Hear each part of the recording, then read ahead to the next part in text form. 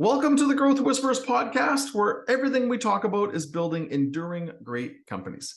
Companies that we're thrilled to be a part of for years, decades, ideally even generations. I'm Kevin Lawrence here in Vancouver, BC, along with Brad Giles, my co-host down in Perth, Australia. Brad, how's it going today? Excellent. And I'll tell you what, we spent 165 episodes to get to this point where we're talking about building enduring great businesses through every episode. But this is such an important episode. This is what it's about. It is. Yes. Why people regret selling. And it's something that we get very passionate about, angry about sometimes when people are looking to sell for the wrong reasons, which we'll get into in a minute.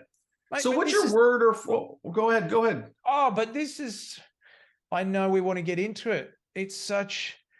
Everything's an important issue, but we see the pain on the other side. All right. So I've got that out. I feel a little bit better now. Go back to the Zen.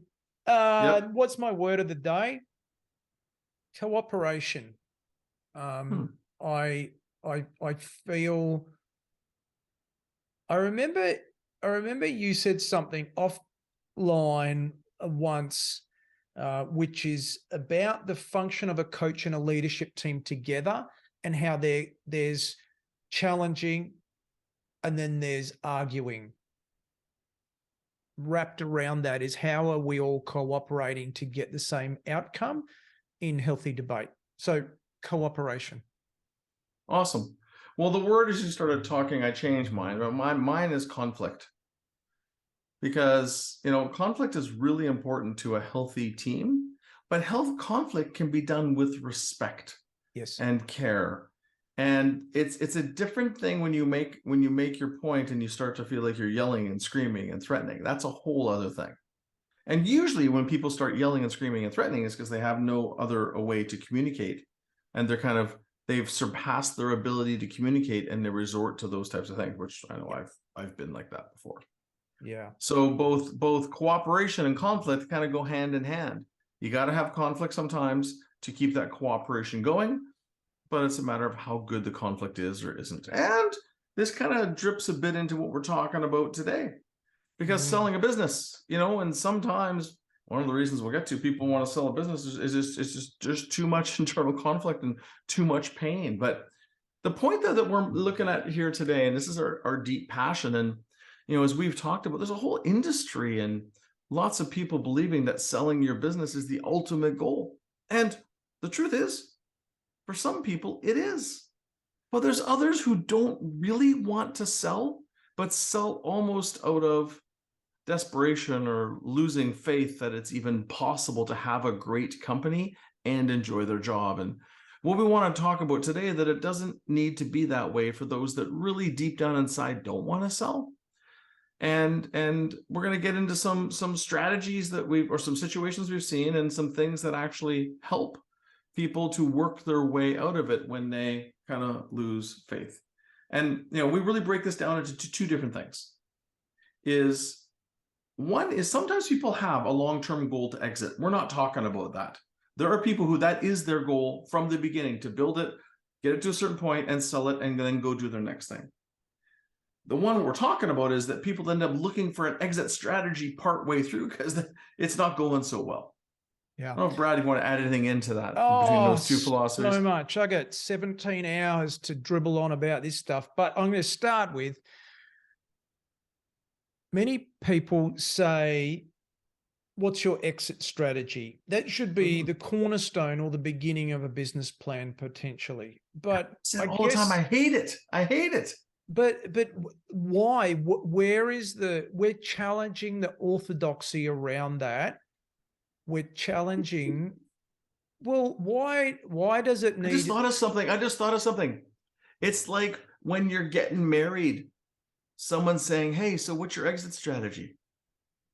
Like when we get married, we don't have an exit strategy. Why when you start building a company do people tell you need to have an exit strategy?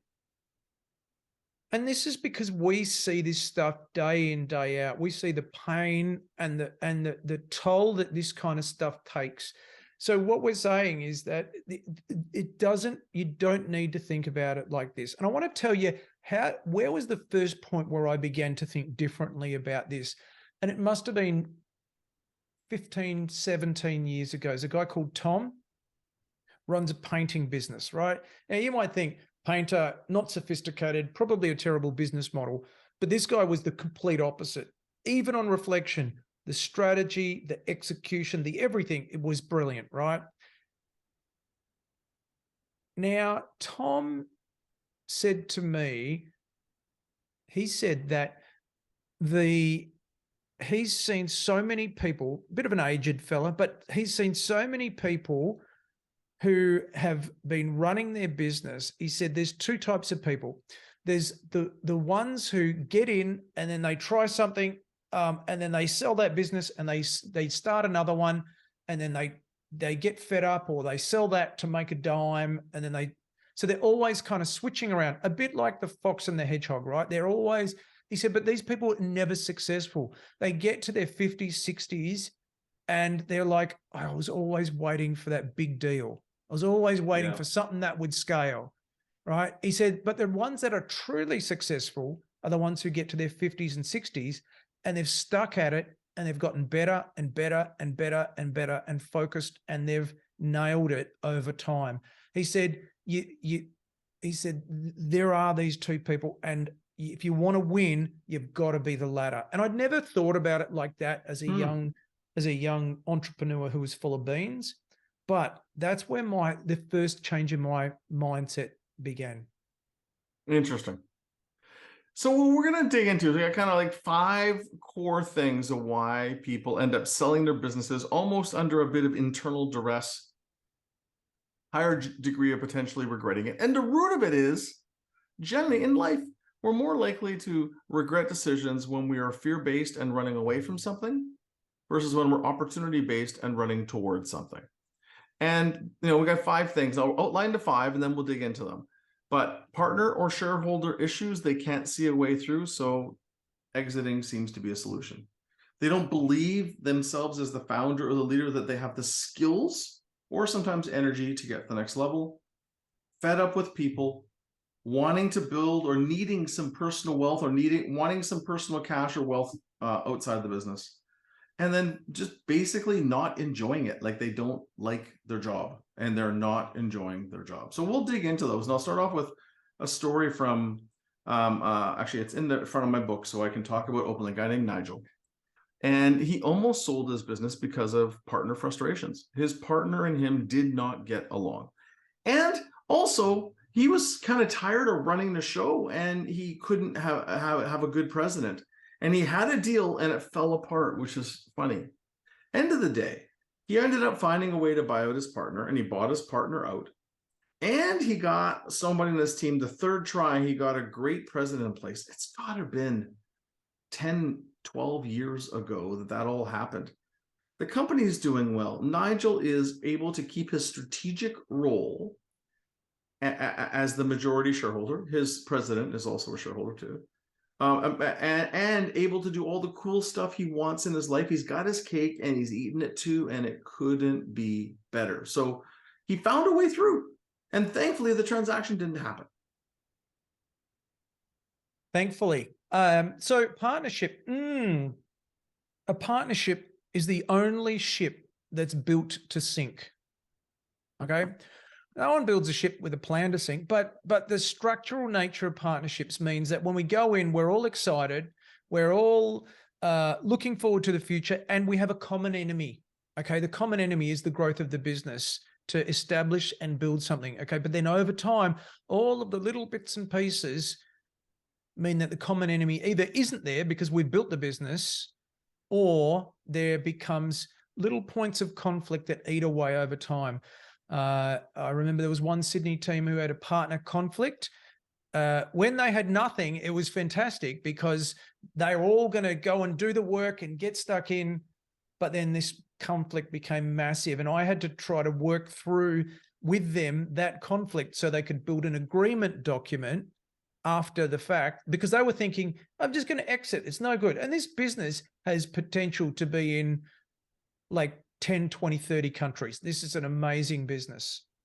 And they were like, yeah, it could change their whole lives and their grandchildren's lives, kind of thing. Right. So we started again. We built the partnership agreement document, and then we went forward. Another example, we had a minor shareholder owned, I don't know, 20, 25% of the business. And they kept coming in and telling everyone what to do. The team hated it, okay, because this person was totally destructive and disruptive. Those issues eat away at the energy of the founder and the leader. Sure. All of those issues. And they're like, you know what? It'd be easier to do something else. Yeah, and we've had a few situations. The hard part is actually a lawyer friend of mine says, look, one of the biggest, a big profitable area for law firms is partnership agreements. He says the funny thing is, though, you can rarely get them signed. People have a hell of a time agreeing on it. It's hard, especially when you're already running the business. So, I've got a CEO that was having partnership issues, and they just, and because they didn't have full control of the company, it was a nightmare. And it was really creating a lot of stress and affecting their health. Long story short, they found a guy who's a master facilitator of partnership agreements, not a lawyer, who is able to bridge agreements and find creative ways to take care of things so the partners can get back on the same page and move forward. And sometimes it might require buying one out or different shares that they would get, so they're no longer voting and other things. But they have, and so now I have a guy that I know is a resource for my clients, that if they have issues, that there's always a way through it, but often the CEO can't deal with it. So to kind of wrap this, so basically partnership shareholder issues, there's always ways. One of the way, chapter 12 in my book, there's a thing called tackling tough conversations. And sometimes you just need to have a tough conversation, or sometimes you need a magic man like this guy that I know, who is able to go into these tense situations and talk to people almost like a mediator and find a way through. But there's almost always, it's just a little harder than we think. Well, let's jump on to the second one. The founder, basically they lose faith in themselves. I mean, they are getting beat up on a regular basis, and they don't believe that they can get it to the next level. So this is the story that people tell themselves, that founder-led companies can't scale. Yeah. And it's a story because it's made up, right? They can totally scale. Now, some people, maybe not in some circumstances. There's always exceptions to the rule. But you don't need to sell because you can't take the business to the next level, okay? The objective is freedom at a personal level and at a financial level for starting and running and scaling a business. So keeping that goal in mind, we then come back to, well, who are the people that we need to put into what places? Another way to think about it is there's a statement, which is you need to surround yourself with people who are smarter than you. So if you don't have the smarts when it comes to operations or marketing or the way the machines plug together or whatever it is, then you've got to find people who can be exceptional at that. And then your job becomes to scale. And the thing is, where there is truth about many founders can't scale companies. It's absolutely true. It's just because they won't learn. Like, they get in their own way. So if you're humble and driven, you can do almost anything. But you need to learn. You need to surround yourself with better people. You need to make tough decisions and do a bunch of things. But if your ego's in the way, or if you just can't find a way to work well with people, well, then maybe that's different. So let me just interject there. That could lead to, all of these things could lead to. So what you're saying, if we were in a coaching role, so you're going to exit the business when it's got a $6 million valuation compared to when it's got a $67 million valuation. Yeah. Or a 670 because you're not willing to learn. Because you're not willing to learn. Get to work. Like, most of the most effective CEOs that we do that work with, that build enduring great companies, the ones that cross 100 million, 250 million, 500 million, a billion, whatever it is, they are voracious readers and not constant learners, because they want to get to the next level. But you got to go learn what it's like to be and required at the next level. And if you don't, most people won't naturally get there. So I got a CEO that, the company was just under $1 billion when I started working with this one. And it was to the point where they were like, I can't see it. I don't think I want to do it. But when I went and looked at the operating system of the company, like how the CEO was doing their job, yeah, of course, they were smart and capable. But we had to do a whole, almost what I would call like a reset of I call it a boil down. We had to boil down there was so much complicated junk in the system. Yeah. And it wasn't even clear what the most important stuff was. It was noisy and messy. So we had to go and re-clarify the CEO's goals and what the CEO wanted out of this machine. Then we had to go through and fix strategy, fix people, and then fix the financial reporting and returns part of the business. Like all of it, because it was just through the growth, it got messy, and good CEO just needed to really just to clean it up. And then all of a sudden they're like, wow, I got an awesome new team. Strategy is really clear. The financial reporting, we know what we got to do and what we need to focus on. It's like, they're thrilled. It's just like it's like the backyard had overgrown and become a jungle, and we went in and groomed it and had them get set up with an operating system to get the gardener and the arborist and all the stuff to continue to take care of the property. Yeah. Yeah. So you don't have the skills or energy, hire people who can do it, or learn and do the hard things, because the return is worth so much more. Like there's no reason you can't turn your business into a business that you love, that gives you energy. That's the objective. Sure, you might not be able to do it by next week, but there's no reason that you can't.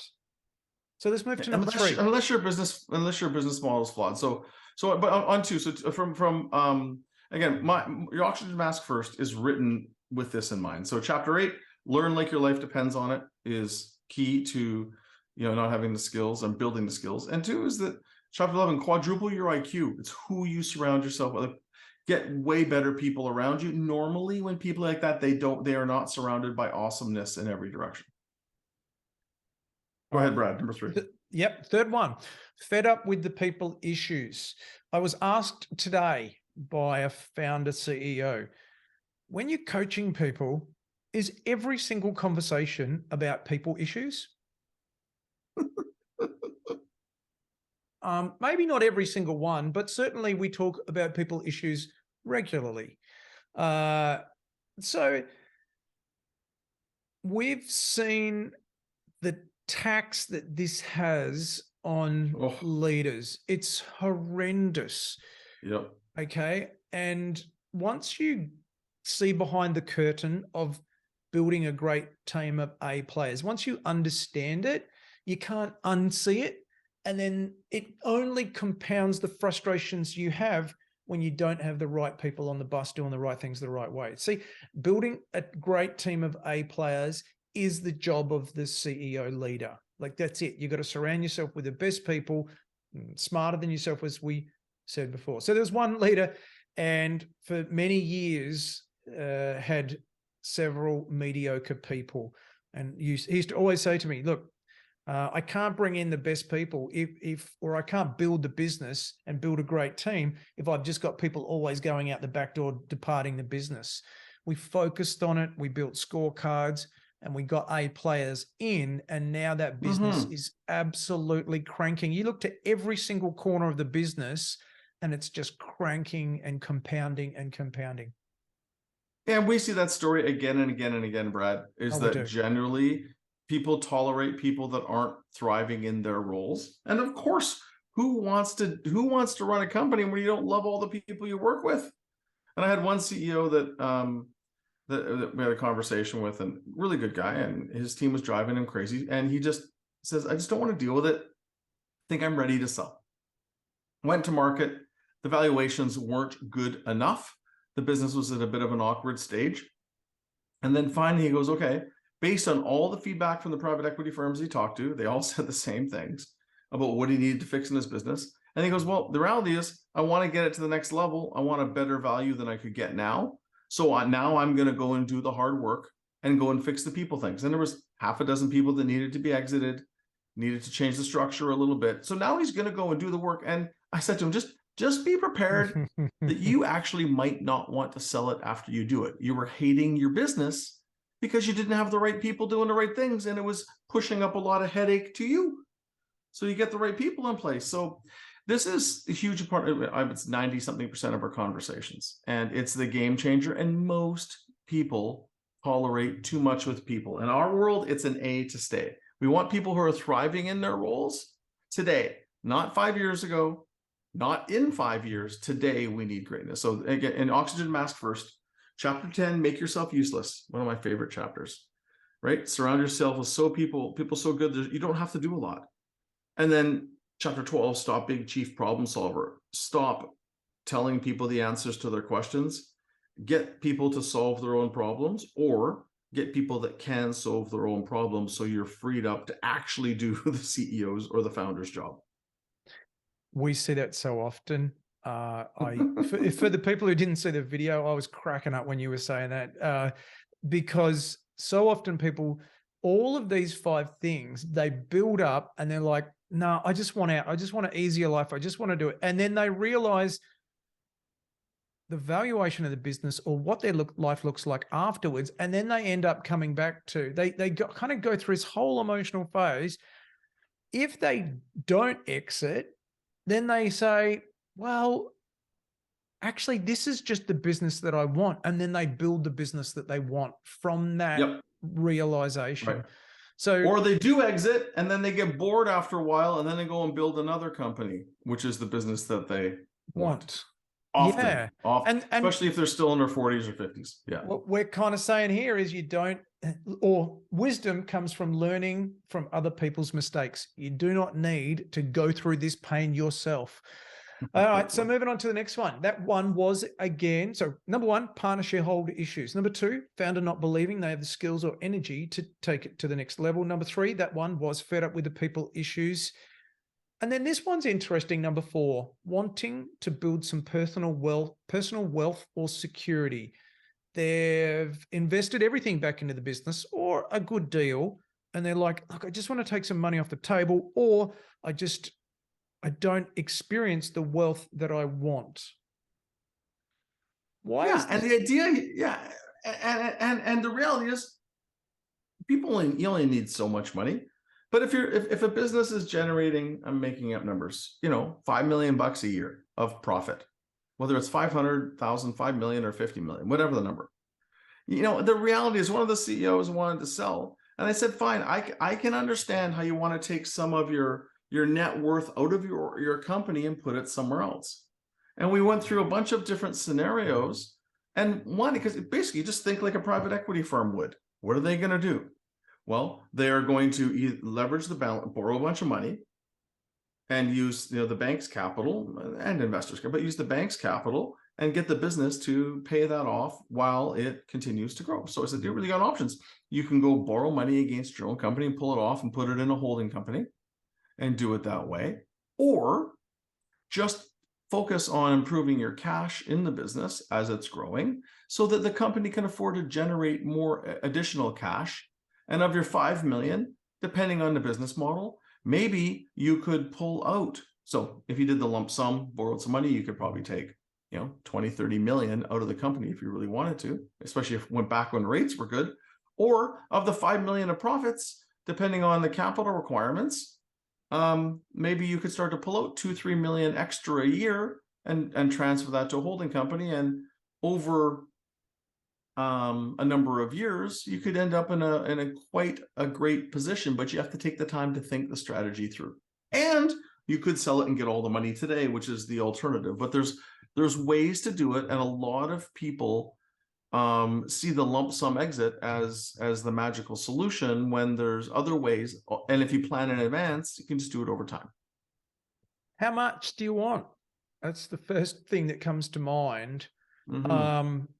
And what is the itch that you're trying to scratch? Because if you want to build some personal wealth, how much do you want? Do you want it because you want to buy a boat or a plane, or you want to buy an investment property, or you want to buy a farm? What's on your mind? You want to invest in other companies? Because understanding why you have that desire can lead to, well, once you buy a plane, what does that mean? You need to run it. You need the operating costs, or whatever that might be. But when you know what it is, then you can say, okay, well, what do we need to do to the business to extract that amount and over what period of time? Yes. A sale might be, let's say, a 3x multiple. Now, if you're in software, you'd be laughing because you'd be doing a 10x revenue rather than 3x.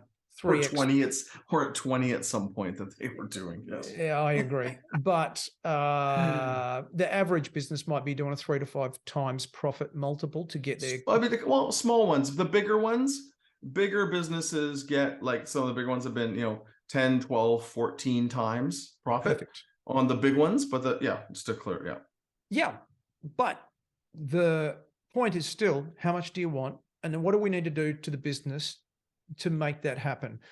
Because if your business is spinning out cash, that's what you want. You want a business that spits out cash rather than sucks cash. And if it doesn't, you need to go fix it.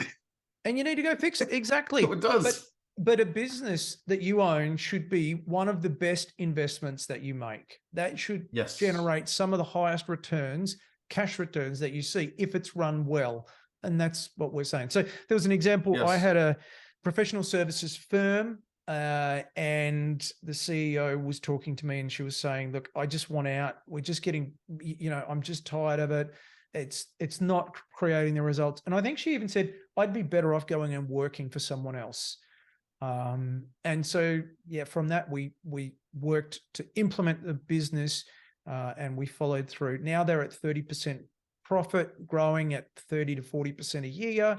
And she's totally delighted that I helped her through that situation.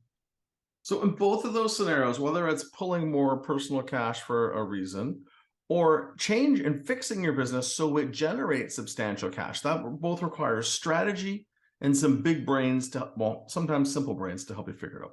So let's go to number 5. And this is the most important. I got a quote behind me in the red about this, but it's about enjoying the ride. And a lot of people don't enjoy it. And that's really unfortunate. And so there's a chapter in your Oxygen Mask First called Invest in Your Sweet Spots, which is basically do the work that you love and that gives you energy. And you mentioned something about this a little bit earlier, Brad. And then also do it in the way you like to do it or the environment you like to do it. But basically, engineer your job so you love it. You've got control and you can structure the company to custom suit you. And a lot of times, this is when a CEO has been doing it for a long time and they're just tired of the operational part of the role and the boring basics. And truly, it's often time, and I see this especially as people get late 40s into their 50s, and they've been doing it for a while, where there's often the CEO and president role are kind of combined. I'm holding with my hands, kind of holding them above and below each other like 2 cups. And generally, the true CEO role is very strategic, and the president part of that role is more operational. So it's often the splitting of those roles or changing of the org structure so the CEO only has a few direct reports, so the CEO can stay strategic and not stuck in the operations. And right now I got probably 4 of my CEOs going through this transition, getting themselves to truly be what I call the capital C CEO or a strategic CEO, where they are not really involved in operations at all. They're freed up to be strategic and working far into the future of the business. And whether working out, ideally it's like 3 years plus. Of course, there's a bit of operational stuff. They have to stay on it. But they can use their understanding of the business to provide really good input and flag stuff operationally, but it's not flowing up to them. And they can stay in strategic mind, stay in their strategic mind way more often. And after 10, 20, 30 years of doing it, most people are more than ready for it and sometimes wait a little bit too long to make that change. The cost of engagement or not having a highly engaged founder, owner, CEO can be much higher than we might anticipate. And so it could be the time to appoint a president or COO or a CEO, and then the founder will take on a more strategic or a board position or whatever. But that cost is so high. So what gives you energy and what drains your energy in your role? run 2 lists, and then try to focus on the things that give you energy. And I love what you said again. I was going to reiterate it, but you did. 3 years into the future is where you should be spending most of your head time in a mature business. Yes. And there was a quick story, but we had one CEO we were working with, and they built a plan around that to maintain their engagement in the business, knowing that they were feeling a bit stale and dry. And now they do what gives them energy. And that's kind of what matters. Awesome. So a couple in your oxygen mask first, chapter 4, invest in your sweet spots, I mentioned. Chapter 16, keep going for it, keeping yourself stretched personally so you also stay inspired. And then the final chapter, chapter 17, plan again. Go back to your personal strat plan. What do you want? What do you not want? And then take that to help you re-engineer your role. So we've covered off 5 reasons people sell when they don't really want to. And remember, some people, their goal is to sell from day one. Awesome. That's your deal. That's your gig. And a number of our clients have done that. And that's our strategy. And it works well. We're talking about the ones who reluctantly sell out of frustration and pain. So it's whether it's a shareholder issue, losing faith in your ability to take it to the next level, fed up with people, needing some cash out of the business for your own personal wealth or use, or just generally not liking your specific role and how you spend your time. And so keep those in mind and know that there's a saying, where there's a will, there's a way. So if you don't want to, then you just got to look out for the right resources and tools and help and people like ourselves that help people build the business they want. That is true. Something we're super passionate about. So much so, we've spent years talking to people about building enduring great businesses. And that is obviously this podcast called The Growth Whisperers. You can find us on YouTube if you just search The Growth Whisperers, if you'd prefer to see our smiling faces.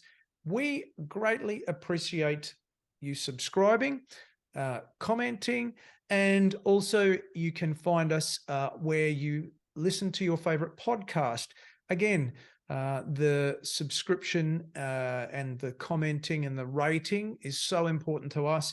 It makes a big deal. If we could ask for anything in favor, we would really appreciate the ratings in your podcast app.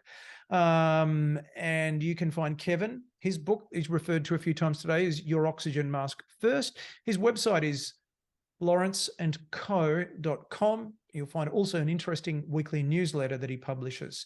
For myself, I have 2 books, Made to Thrive and Onboarded. You can find me at evolutionpartners.com.au. And again, a weekly newsletter you may find interesting. Hope you've enjoyed the episode today, and we look forward to chatting to you again next week. Have a great week.